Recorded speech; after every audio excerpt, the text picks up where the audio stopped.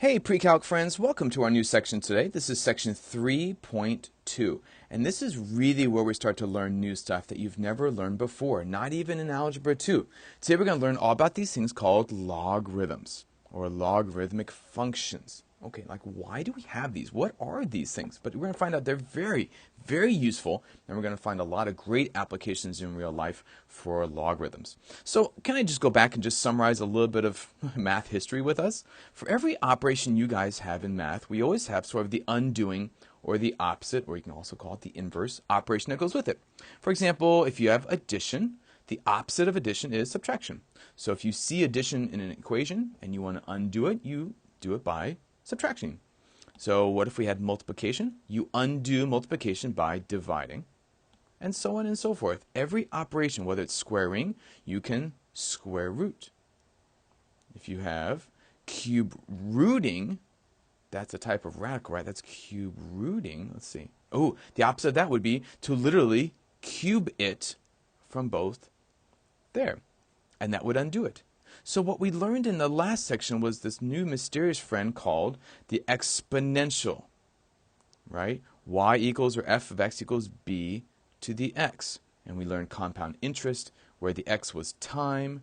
So how do you undo this? How do I undo this and solve for x? I would think that maybe I could just take like a root, like what? Like how could I do that? What kind of root? Like an x root? It just doesn't make sense.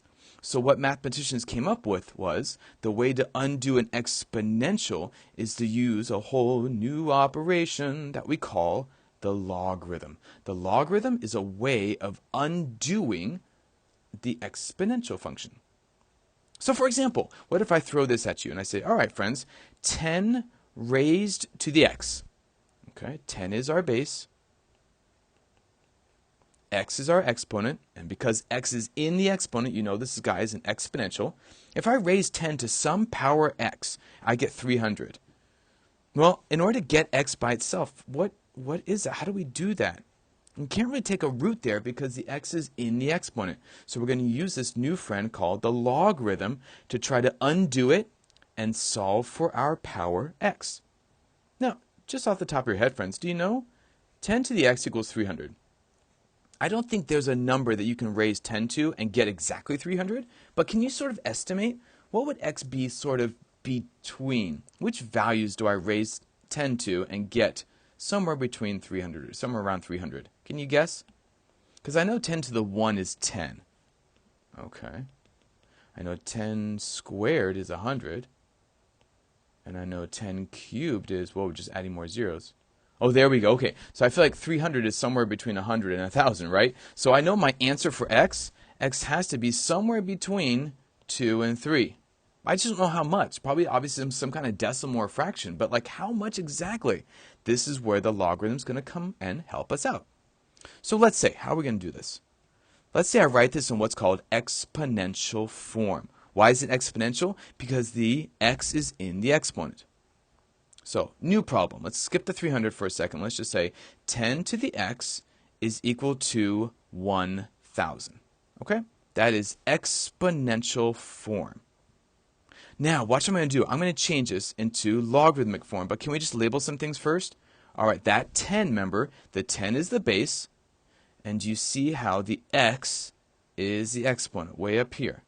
Now watch what happens when I change it into log form. Watch where the base goes and watch where the exponent goes. Are you ready? You ready? Here it goes. All right. Boom. Here we go. Now this is logarithmic form, folks. First of all, we take the word logarithm, which is way too long a word, and we're lazy and we just call it log. That's our shortened abbreviation for logarithm. So you're doing the logarithm with the small base. The base was 10. He goes right there as like a little subscript next to the word log. And you're taking the log of a number. What are we taking the log of here? Of 1,000. We're taking the log of 1,000. And my equal sign is the answer. Oh my gosh, look at that. When I did the logarithm, look where the x goes. He's on the other side. That means we've solved for him. Yay! That's what we wanted to do, right? Now, to say this in English, we say this is the log base 10, because this is a base 10, of this number. So over here on the left-hand side, I would read that as, this, folks, is log base 10 of the number 1000 equals x. So just take a minute and can you look at exponential form, which now you know when you look at exponential form, there's no log on it, so you know you're in exponential form. And look how I flipped back between exponential and log form. Look where the base goes. It goes as that little subscript next to the log. That's log base 10. That's the type of log we're playing with. Look where 1000 goes. He was on the other side, and now he's inside the logarithm. You're taking the log of 1000. But most importantly is look where the x goes. We tried to free it, and we did. Once you're in log form, you have freed the x exponent. Yay, that's awesome. Now, we had a base of 10, right? Gosh, you can have a base of anything you want, really, as long as he's positive. Like, look at this. I can have log base 2 of 4. So 2 is my base. All right, cool. I can have log base 5 of 10. So I'm taking the log of 10, but now my log is a base 5. I can have a log base 3 of 2. So the bases can be any number you want as long as it's a positive. And we learned that last time when we learned b to the x. Remember we said that the base has to be positive. But remember also the base cannot equal 1 if you remember, because we would just be raising a number to like an x power, 1 raised to the 10th, 1 raised to the 100th. It's just nothing. It's just 1, right? So base is always positive, but not 1. Now, most importantly, the most common one is actually a base 10. And I'll explain in a second why that is. But now you don't have to write it. If it is base 10, you don't have to write log base 10 of a number. Because it is so common, you can actually take it out. And here's what I mean. Remember when we do square roots, we don't actually write the 2. We just write it as this. And it's assumed that there's a 2 there. It's really, really small. And you assume that's a square root, so the 2's there. But do we have to write the 2? No, because it's so common. That's what I'm saying over here, friends, on the left-hand side. Because base 10 is so common, you don't have to write it. So when you see a log with an empty base, there's no base written in there, you can be like, oh, no, that's a base of 10, Mr. Brown. Nice. How about over here? This is log of 25. No, it's log base 10 of 25. And that means if it's empty, it's assumed to be a base of 10. It's so popular because it's the one we typically see on the calculator. When you do the log function on a calculator, it is always base 10. It is so common that we literally call it the common log or the common logarithm. Okay? So that's how we can switch between exponential and log. That's why we use it. But now let's really, really play. Ready? Here's the fun part. Okay. When I want to do these examples here, folks, I want to simplify these without a calculator, just using my brain, just using my noodle. The question you ask yourself is, what do I raise the base to? Like what power, what exponent do I raise it to in order to get the number that's inside the logarithm? Meaning, if I have, for example, log base b of some number a, you're asking yourself, what do I raise the base to? B raised to what power gives you the a? And if we're not sure what it is, let's just call it x. I don't know what it is, I'll call it x. So that means that base, the base raised to what power x gives me the a that's inside the logarithm. Okay, watch, here we go. Here's number 1, and I'll show you. This is log of 100. Oh, but wait, where's the base? Ah, remember, this is empty, so this is a base of 10, right? This is a common log. So you're going to ask yourself, folks, 10, the base, 10 raised to what power? Not 10 times what number, but 10 raised to what power gives you 100. Meaning 10 raised to what power up here gives you 100. That's basically what you're asking here. 10 raised to what power gives you 100? Well, 10 squared gives me 100, right? So that means 10 to the 2 is 100. So the log base 10 of 100 is equal to 2. Because 10 raised to the 2 power should give me the 100 that's inside the log. Does that make sense? If not, let's try a couple more, and I bet you're going to get it. Number 2. What's the log base 2 of 8? Meaning, 2 raised to what power gives you 8? Your brain is thinking 2 to the what power equals 8? Well, I know 2 times 4 is 8, but we're not multiplying. We're thinking about powers and exponents. So what do I raise to get 8? And I know that 2 cubed is 8. So the log base 2 of 8 is 3. How about one more? I'll see if you get the other ones. How about log base 5 of 5? Okay, again, you're thinking base raised to what power gives you the 5? 5 to the what equals the big 5 that's inside the log. Well, 5 to the 1 gives me 5, so my answer is the exponent. It is 1. All right, folks, why don't you struggle a little bit with 4 through 9 on your own if you want to pause the video and try on your own, and I'll catch up with you in just a second. We'll check our answers together. All right, you ready, friends? Here comes number 4. And number 4 says, let me just make a little bit of room up here. 4 says log of 1/10.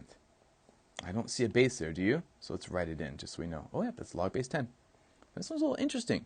You're thinking to yourself, 10, the base, raised to what power equals the number inside the logarithm, which is 1/10.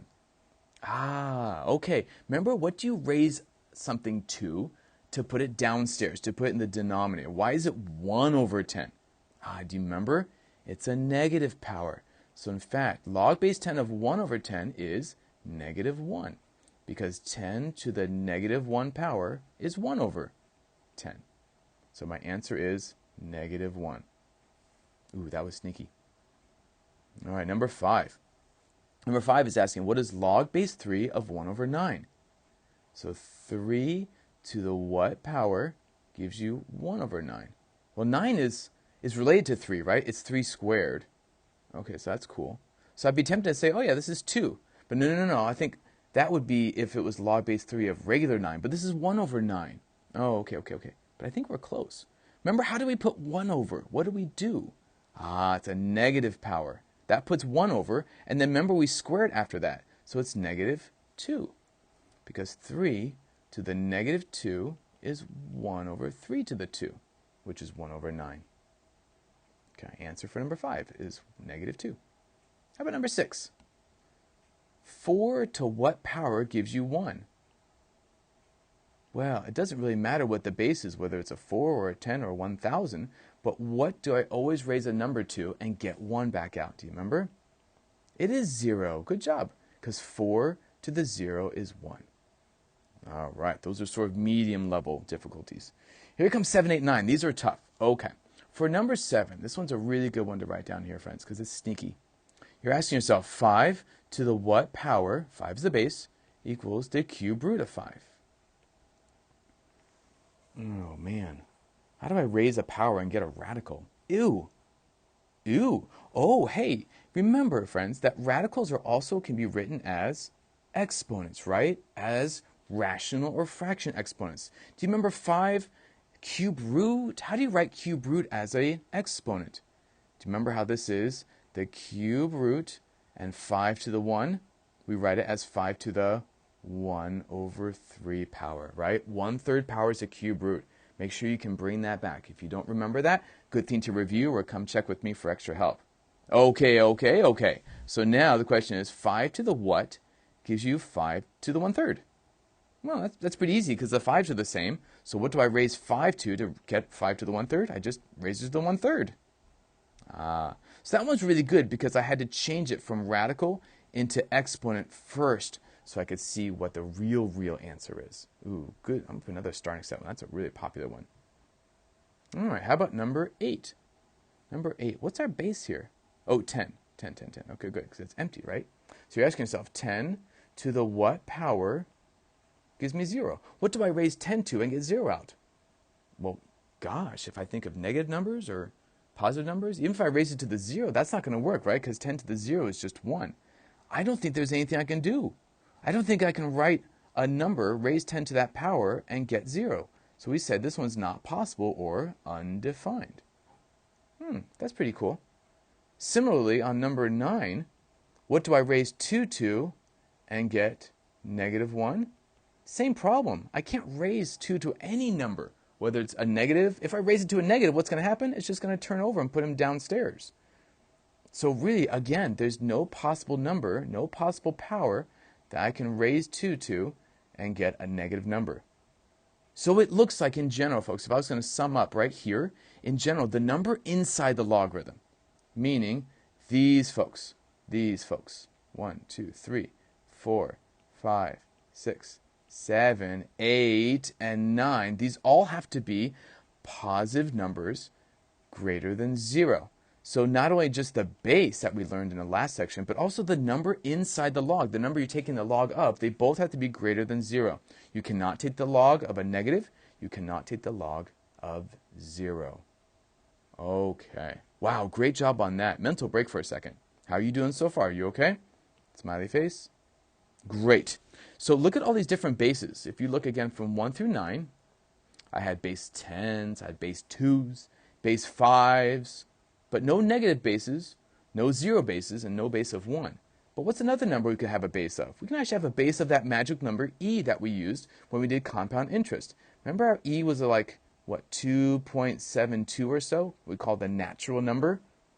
So e is really, really important. So can we have a logarithm with e? Sure. But we're not going to write it like this. I'm not going to say log base e.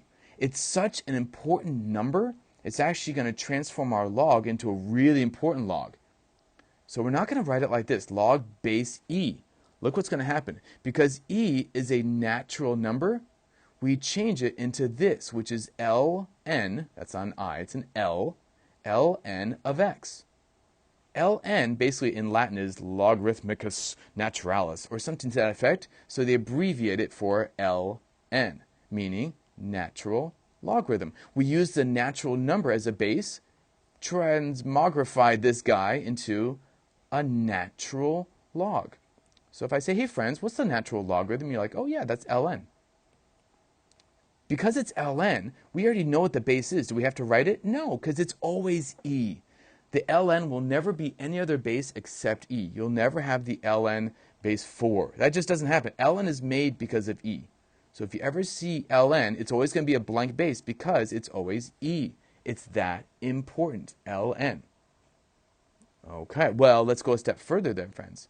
So therefore, can we do numbers 1, 2, and 3? Well, let's do this. Can you simplify these? What is ln?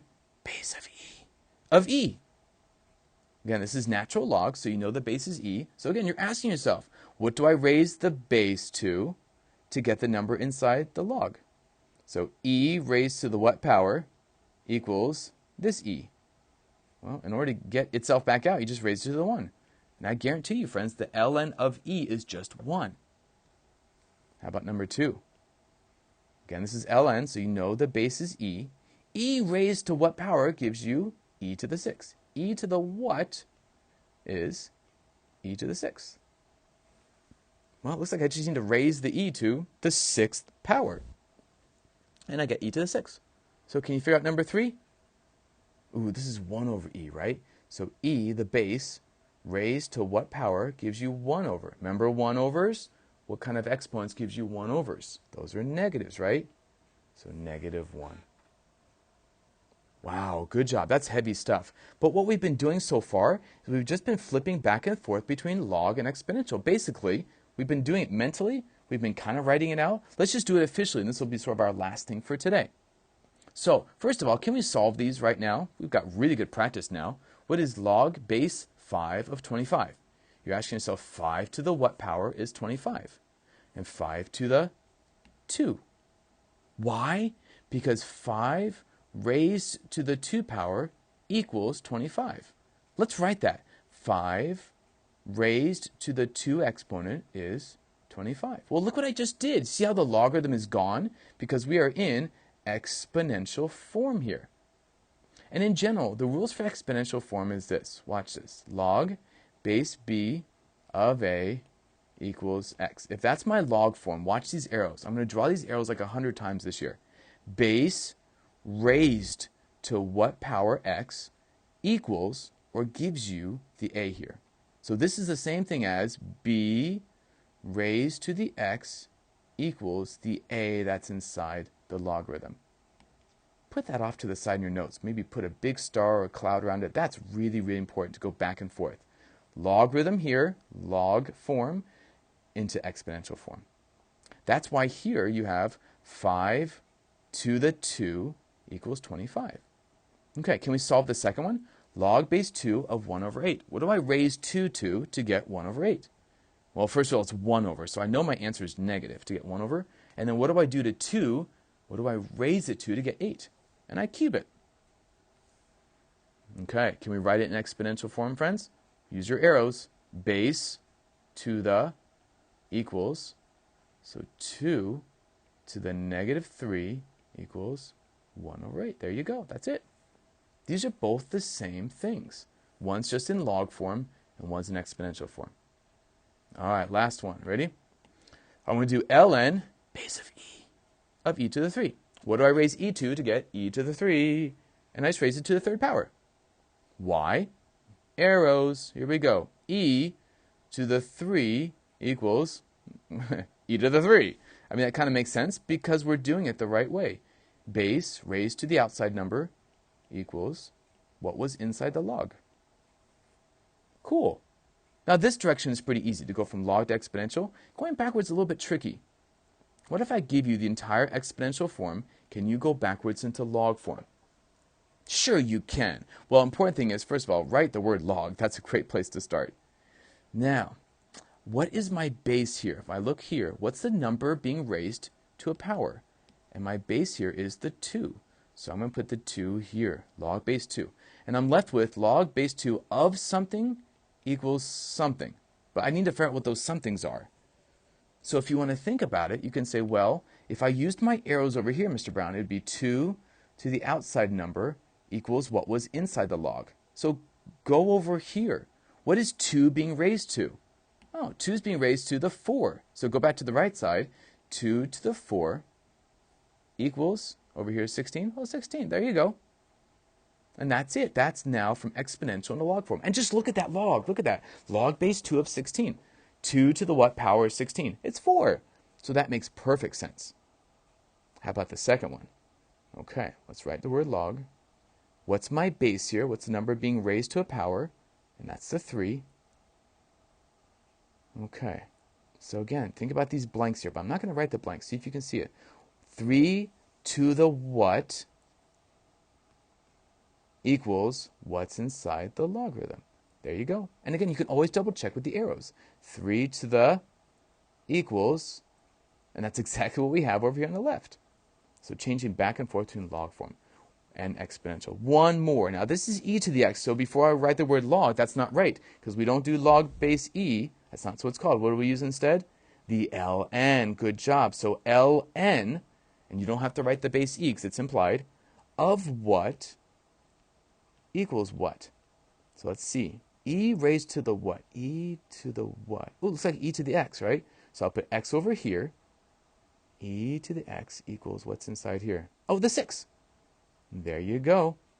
E to the x equals 6. And this one is done too. So going back and forth into exponential and logarithm form. And before you run away, just making sure you're comfy finding the log button on the calculator. If you look at it, it should be way over on the left-hand side if you're using the TIs. So on the left-hand side, it's basically, if you see on the left column, either the 4th from the bottom, you see log, and that is base of 10, always on the calculator. That's why it's a common logarithm. And right underneath it, do you see the ln button? That is ln. That's it. That's our ln button that we know with a base of e. So you've got that there. So in your calculator, can you just plug it in really quick? Let's just take the log of 415. Now notice here, this is a base of 10, which it has to be, because on the bottom here we say that the log button on the calculator is only base 10, only. And the ln button is only for base e, of course. So if we have log base 4 or log base 7, we have to find another way. And we'll deal with that later. That's another problem for another day. So for number 1, friends, let's just literally plug in your calculator, hit the log button, and open up the parentheses, and you just type in 415, and close your parentheses. Hit enter, and I get about, it says nearest hundredth, right? So let's do it's 618 or so. So I'm going to do 2.62. That means 10 to the 2.62 power equals about 415. Let's try number 2. ln button, that's right underneath it, right? Let's type ln. Let's do, what's the ln of 415? It's a different type of base, so it's a different answer. Oh yeah. How about the ln of 415? Double check with me. I should get 6.028, so 6.03.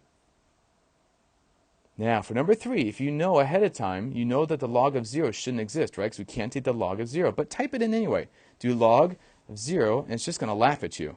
Oh, do you see? Arrow domain. It doesn't like it. It's undefined. So we can't do it. And similarly, if you want to try it, folks, if you want to try number 4, what's the LN button?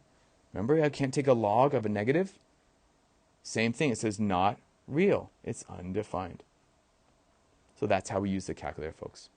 All right, that's a great start to logarithms today, friends. You did a lot of really hard work. You learned about what a logarithm is, how it's basically the undoing of exponential. You learned how to just basically solve and simplify basic log expressions like we did up here. And now that you know, going back and forth between log and exponential form, how we can solve these using those arrows. This expression right here is golden. And then our brand new friend here, the natural log. Great start today, friends. I'll see you next time.